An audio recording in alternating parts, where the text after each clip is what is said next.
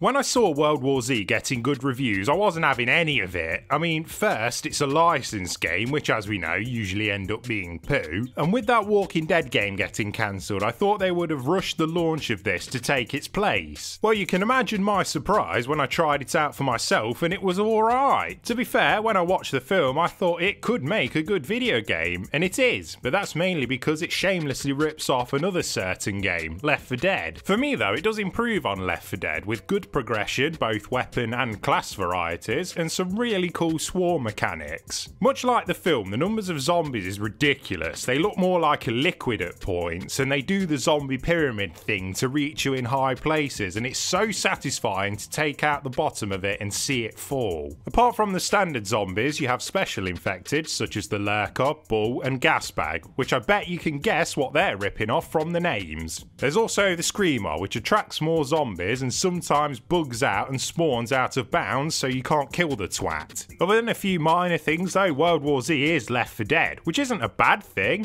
I mean, it's been 10 years since Left 4 Dead 2 and people have been wanting a new installment, so why shouldn't a developer jump on the opportunity? You have 4 chapters with 3 episodes in each of them, bar Tokyo, which has 2. And it doesn't take long to finish them all, so much like Left 4 Dead, you're going to be repeating a lot of them, which does get tiring. There are random elements, but not to the point where it improved the variety for me. An objective being in the opposite room from last time isn't really enough. Though the objectives do have a good variety when you first go through the game. You have to sort out alarm systems and remove gas from rooms because I've always wanted to play an on-call gas man. Then you have the more typical objectives like defending a point, which is where the game is at its most intense and fun, I reckon. You can set up defensive items like turrets and electricity traps, and when the swarm comes it's pretty intense, letting loose a massive machine gun on the thousands of them coming at you. It's just satisfying. Would have been nice to have more chapters and a horde style mode to add some more value to the 35 quid price tag. That is to be commended though. Most AAA companies would gladly charge 50 quid for a game with less content than this. You do have the carrot on the stick in form of your weapon and class progression, as well as higher difficulties. Weapons level up as you use them, and when you pick up a weapon in a level, if you have leveled it up, you will pick it up as a beefier version. There's 6 classes which don't really come into their own until you level them up a bit. As you rank them up, you unlock passive perks and other benefits, such as starting with a more powerful weapon. It's something I always thought Left 4 Dead needed, so I'm glad it's here. There is a good variety of weapons, though they are standard stuff, and it seems necessary to level up a few guns and class skills before taking on the harder difficulties. You have to use in-game currency to purchase all this stuff, which is rewarded for completing levels. Obviously you get more the harder the difficulty.